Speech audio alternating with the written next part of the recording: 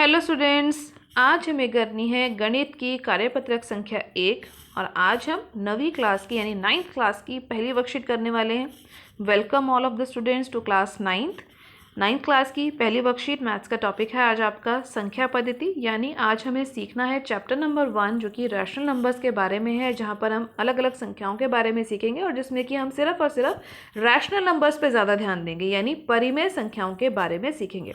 तो ध्यान से इसको समझेंगे क्योंकि ये टॉपिक आप पहले भी पढ़कर आए हैं और 10वीं क्लास में जब आप जाएंगे तब भी इस टॉपिक को पढ़ेंगे।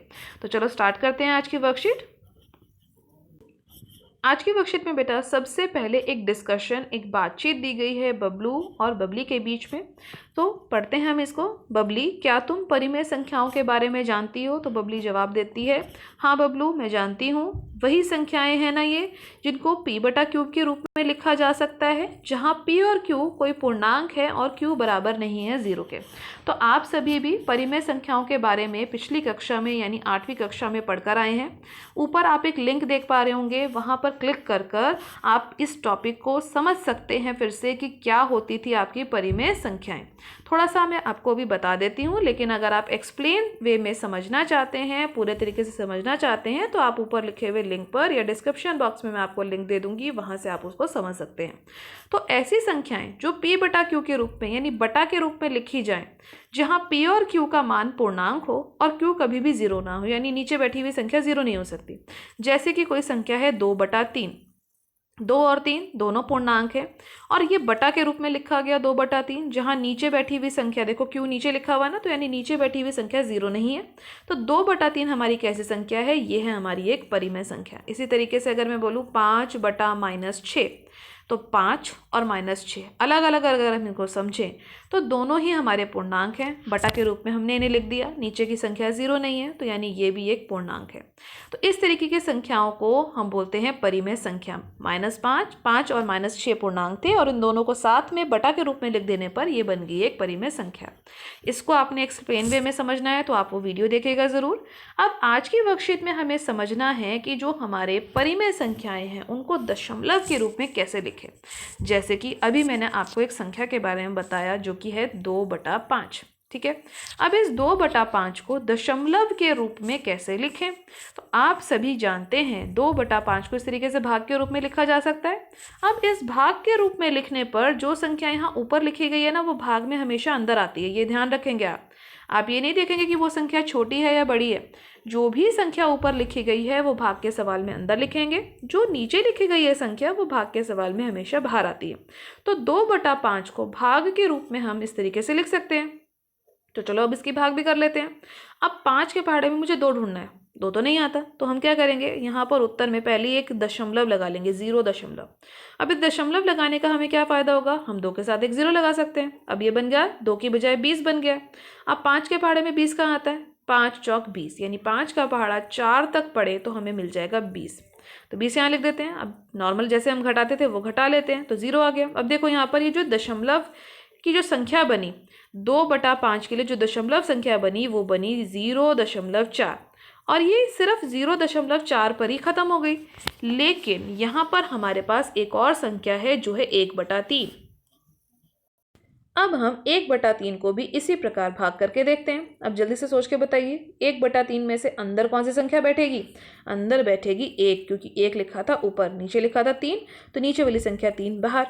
अब ध्यान से हमने इसको भाग करवाना है। अब फिर से वही दिक्कत हो रही है, 3 के पहाड़े में तो 1 नहीं आता, तो हमें यहाँ पर 0 लिखना पड़ेगा और एक दशमलव लगाना पड़ेगा। लगा दिया हमने 0 और दशमलव। अब इस 0 का मतलब मैं यहाँ पर भी एक 0 लगा सकती हूँ।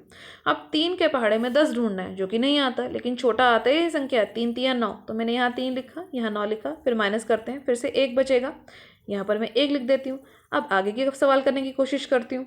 अब फिर से मैंने यहाँ दशमलव तो पहले से ही लगा रखा है, तो इस 1 के साथ मैं एक 0 लगा सकती हूँ।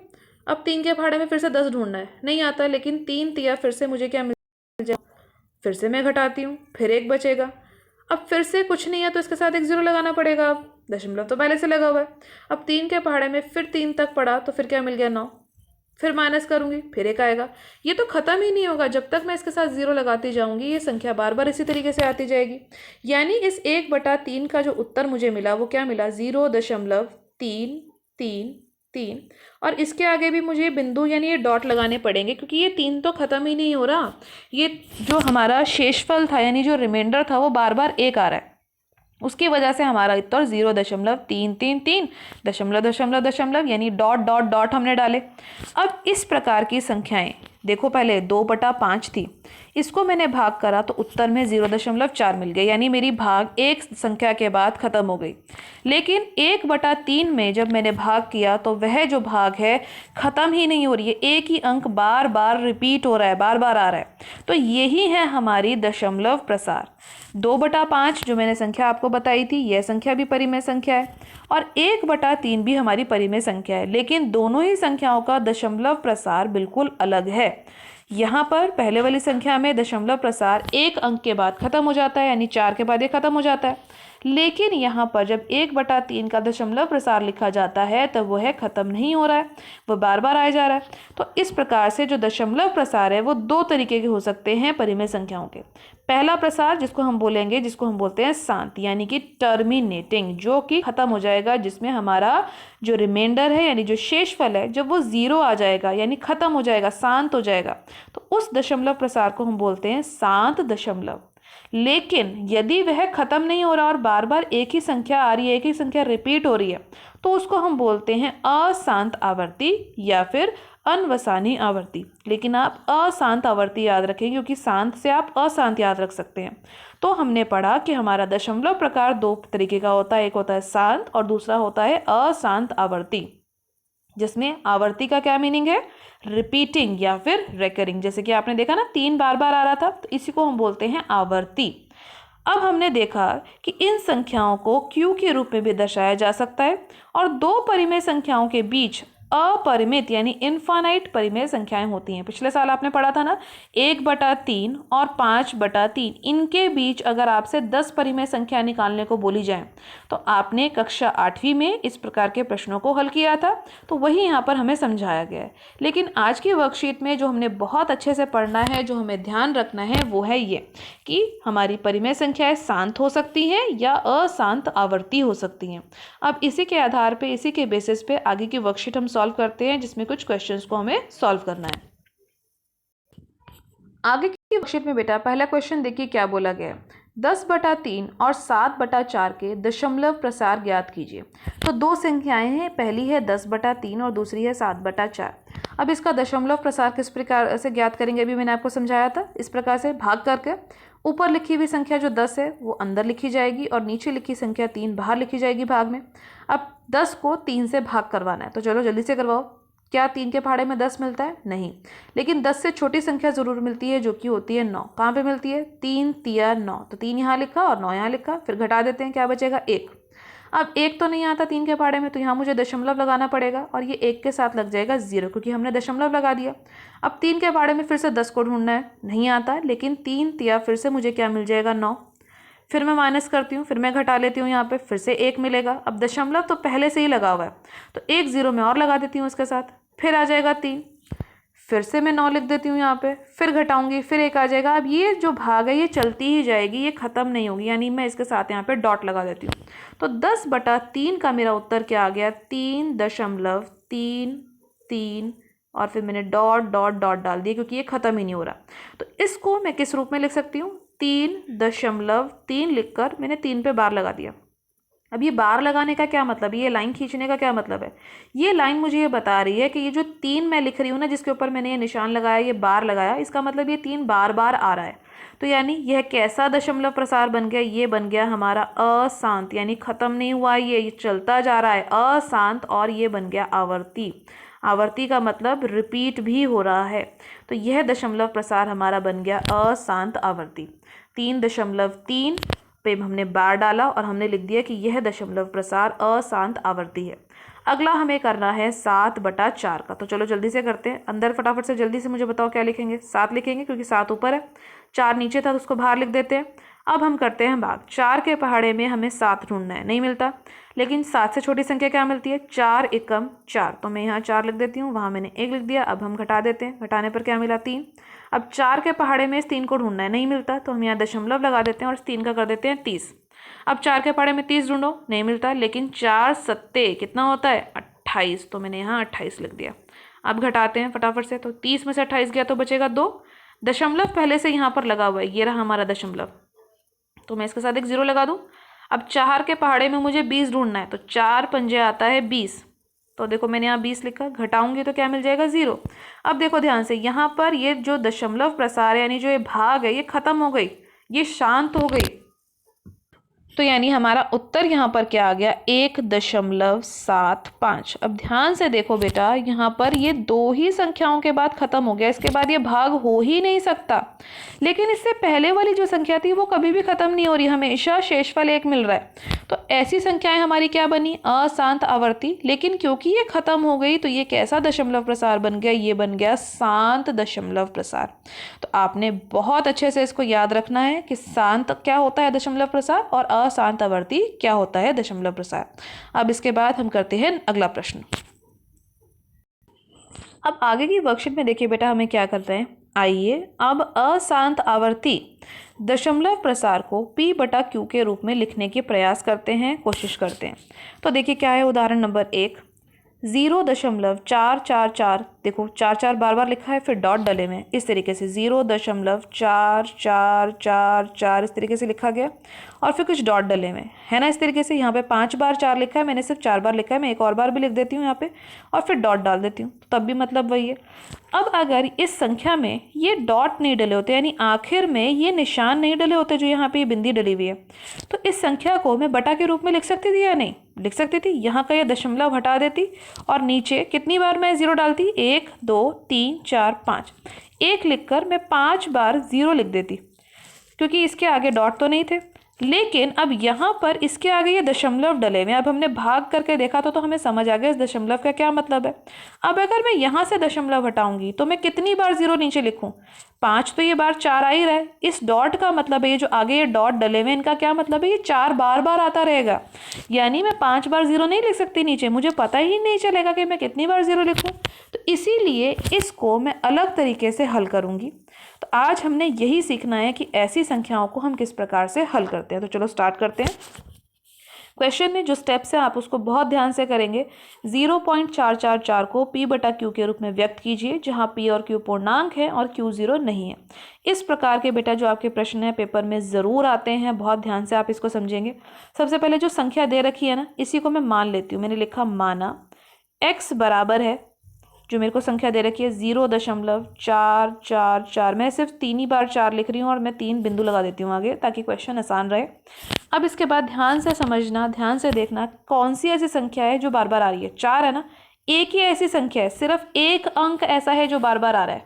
अगर मान लीजिए प्रश्न ऐसा होता है 0.42, 0.42, 0.42 और फिर डले होते हैं डॉट, तो अब यहाँ पर अगर मैं आपसे पूछती कितने अंक है जो बार बार आने, तो देखो 4 2 4 2 4 2, तो 2 अंक ऐसे हैं जो रिपीट हो रहे हैं। तो यहाँ पर कितने अंक रिपीट हो रहे थे, 2 अंक थे। लेकिन जो प्रश्न मुझे दे रखा है यहाँ पर सिर्फ एक ही अंक है जो बार बार रिपीट हो रहा है, जो कि है 4। क्योंकि यहाँ पर एक ही अंक बार बार रिपीट हो रहा है, बार बार आ रहा है, तो मैं एक अंक का मतलब 10 से गुणा कर दूंगी दोनों तरफ। अगर इस प्रकार का प्रश्न होता जहाँ पर 2 अंक रिपीट हो रहे होते, तो यहाँ पर मैं गुणा किससे करवाती, 100 से गुणा करवाती। लेकिन क्योंकि अभी हमारे पास जो प्रश्न दे रखा है उस प्रश्न में एक ही अंक बार बार रिपीट हो रहा है, बार बार आ रहा है, तो मैं दोनों तरफ ही 10 से गुणा करा दूंगी। तो देखो ध्यान से 10 गुणा x मैंने लिखा, और यहाँ पर भी 10 गुणा 0.444 लिखा और 3 डॉट डाल दिए। क्लियर है यहाँ तक। अब 10 गुणा x करेंगे तो ये बन जाएगा 10x। बिल्कुल अच्छे से समझ आ गया होगा अब आपको। अब जब मुझे 10 की गुणा इस दशमलव की संख्या से करानी है, तो क्या मैं सवाल बनाऊंगी, नहीं। इस 10 में कितने 0 हैं, देखो एक ही 0 है ना, तो दशमलव को एक स्थान आगे बढ़ा दूंगी, यानी मेरा दशमलव कहाँ आ जाएगा, 4 के बाद। तो मेरा उत्तर बन गया 4.444, और साथ में मैंने डालने हैं 3 डॉट। डॉट डालना नहीं बोलना। पहली वाली समीकरण को, इक्वेशन को मैं नंबर 1 मार्क कर देती हूँ, इसको नंबर 2 डाल देती हूँ, और इसको मैं कोशिश करती हूँ कि मैं बॉक्स में डाल दूँ, ताकि मुझे अच्छे से याद रहे कि ये है मेरा समीकरण 1 और ये है मेरा समीकरण 2। अच्छे से समझ आ गया आपको समीकरण 1 और 2 क्या है। अब इसके बाद 1 और 2 को घटाने पर हम लिखेंगे 1 और 2 को घटाने पर। अब घटाने का मतलब क्या है, हमें इन दोनों को घटाना है, सिंपल घटाने पर। लेकिन कैसे घटाना है, अब ध्यान से देखो, 10 और एक तरफ है 10x और एक तरफ है सिर्फ x, तो क्या बड़ा है, 10 बड़ा है या x बड़ा है? आपको पता है कि आपके पास मौजूद है तो 10 ही बड़ी है, तो हम लिखते हैं 10x ऊपर, और जो ये नीचे लिखते हैं इस x को बराबर का निशान डालते हैं और इसको घटा लेते हैं। इस x के साथ कुछ नहीं है, इसका मतलब 1 मौजूद होगा, तो 10x लिखा है इसका ऊपर और ये वाला लिखा हमने नीचे। अब जिसको पहले लिखा था उसके सामने वाली संख्या को भी पहले लिख देते हैं, 4.444, 3 डॉट थे आगे, इसको लिख दिया। अब इसके नीचे इसको लिखना है, तो दशमलव के नीचे संख्या का दशमलव उतारिएगा, 0 फिर 444। अब दोनों ही तरफ मुझे घटा देना है, तो 10 में से 1 घटाया बचा 9, x का x ही बचेगा आपके पास, फिर बराबर का निशान। अब जब आप यहाँ पर घटाएंगे तो ध्यान दीजिएगा, जो दशमलव के ये बाद की संख्याएं सारी 4 हैं, ऊपर भी और नीचे भी, तो जब आप इसको घटाएंगे तो ये तो 0 ही बन जाएगा। तो सिर्फ मुझे घटाना किसको है, इस 4 को और इस 0 को। 4 में से 0 गया तो कितना बचेगा, 4 ही बचेगा। तो हमारे पास क्या आ गया, 9x बराबर है 4 के। तो x का मान हमारे पास कितना बच गया, 4 यहीं रहेगा और ये वाला 9 जो है इसके नीचे आ जाएगा। तो हमारा उत्तर आ गया x बराबर है 4/9 के। तो इसी रूप में मुझे लिखना था, बटा के रूप में, इस संख्या को दशमलव वाली संख्या को, तो मैंने लिख दिया। इससे पहले वाला प्रश्न था, बटा के रूप में लिखा था, उसको आपने दशमलव के रूप में लिखा था, याद है ना, 3.33333, पहले वाला प्रश्न ऐसा था। अब दूसरे प्रश्न में उल्टा था, अब आपको 0.444 दे रखा था, आपको इस तरफ की संख्या बतानी थी, जो आपने बता दी 4/9। तो दोनों ही टाइप के क्वेश्चन, दोनों ही प्रकार के प्रश्नों का आप अच्छे से अभ्यास करेंगे, अच्छे से प्रैक्टिस करेंगे। इसके बाद हम स्टार्ट करते हैं नेक्स्ट क्वेश्चन। अगला प्रश्न भी बिल्कुल इसी तरीके से है जैसे अभी आपने हल किया। तो देखो क्या है अगला क्वेश्चन, 0 पॉइंट यानी 0.7777 फिर डॉट डले में वो p/q के रूप में व्यक्त कीजिए, जहां p और q पूर्णांक है और q 0 नहीं है। तो आप याद कीजिए, सबसे पहला स्टेप हमने क्या माना था, हम मानते हैं कि माना हमारा जो x है वह बराबर है 0.777। जो संख्या रिपीट हो रही होती है उसको बस 3 ही बार लिख लेते हैं। तो 3 बार मैंने 7 को लिख दिया क्योंकि 7 ही रिपीट हो रहा था। अब ध्यान से देखो कितने ऐसे अंक है जो रिपीट हो रहे हैं, 7 अकेला ये जो बार बार आ रहा है, एक ही ऐसा अंक है ना, तो दोनों तरफ एक अंक है, यानी मुझे सिर्फ एक 0 वाले 10 से गुणा कराना है दोनों तरफ। तो यहाँ भी मैंने 10 से गुणा करवा दिया और सामने की तरफ भी मैंने 10 से गुणा करवा दी। जिस संख्या से एक तरफ गुणा करी उसी से दूसरी तरफ भी आपने गुणा करनी है, और ये 3 डॉट डालना नहीं भूलना, ठीक है। अब ध्यान से देखो, यहाँ से जब हम गुणा करेंगे तो यहाँ पर एक ही 0 है ना 10 में, तो ये दशमलव एक प्लेस आगे यानी एक स्थान आगे खिसक जाएगा।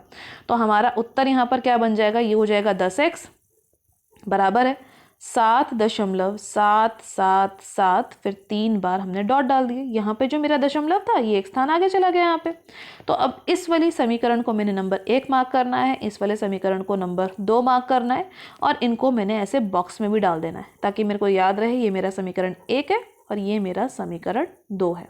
उसके बाद हम क्या लिखते हैं, 1 और 2 को घटाने पर। तो आप सभी ने अपनी कॉपी में बहुत ध्यान से इस क्वेश्चन की प्रैक्टिस करनी है, 1 और 2 को घटाने पर, क्योंकि इस प्रकार के प्रश्न पेपर में ज़रूर आते हैं। 1 और 2 को घटाने पर लिखा। अब सबसे पहले 10x लिखेंगे, फिर उसके सामने की जो संख्या थी वो लिख देते हैं 7.777, 3 डॉट डाल देते हैं। इसको ऊपर लिखा क्योंकि 10 बड़ा था। अब इसके नीचे लिखते हैं ये वाली समीकरण, सिर्फ x, सामने बराबर में क्या है 0.777, फिर है 3 डॉट। अब मुझे दोनों तरफ क्या करना है, घटाना है। अभी मैंने बताया था घटाने का निशान बनाते हैं, लाइन डाल देते हैं। अब 10 में से इसके साथ कुछ नहीं है तो 1 लिख सकती हूँ ना, 10 में से 1 गया तो कितना बचा 9x बराबर। अब ध्यान से देखो, दशमलव के पीछे यहाँ भी सारे 7 हैं, यहाँ पर भी सारे 7 हैं, तो 0 हो जाएगा। माइनस करने पे सारे 7 में से 7 गया तो 0 बन जाएगा। तो सिर्फ मुझे किसको घटाना है, इस वाले 7 को और इस वाले 0 को। तो 7 में से 0 घटाओ, कितना बचेगा, 7 ही तो बचेगा। अब हमारे पास क्या बचा, एक तरफ 9x बराबर है, दूसरी तरफ बचा 7। अब x का मान ज्ञात करना है, तो इस 9 को यहाँ से उठाकर 7 के नीचे बिठा देते हैं। तो हमारा उत्तर आ गया यहाँ पर 7/9। यानी जब हम 7/9, 7 को भाग में अंदर लिखें, 9 को भाग में बाहर लिखें, तो जो हमारा उत्तर आएगा वो आएगा 0.77777। तो आज की वर्कशीट के सभी क्वेश्चंस यहाँ पे फिनिश होते हैं बेटा। आज की वर्कशीट के सभी क्वेश्चंस की प्रैक्टिस कीजिए। एनसीईआरटी में इससे रिलेटेड जो भी और क्वेश्चन है उन सब की क्वेश्चंस की भी आपने प्रैक्टिस ज़रूर करनी है, क्योंकि ये सभी क्वेश्चन बहुत इंपॉर्टेंट है। आज की वर्कशीट की वीडियो अच्छी लगी हो तो अपने फ्रेंड्स के साथ लाइक और शेयर करना मत भूलिएगा। मेरे चैनल पर पहली बार आए हैं तो चैनल को सब्सक्राइब कर लीजिए ताकि आपको अगले आने वाली वीडियोज़ की नोटिफिकेशन टाइम से मिल सके। Thank you for watching.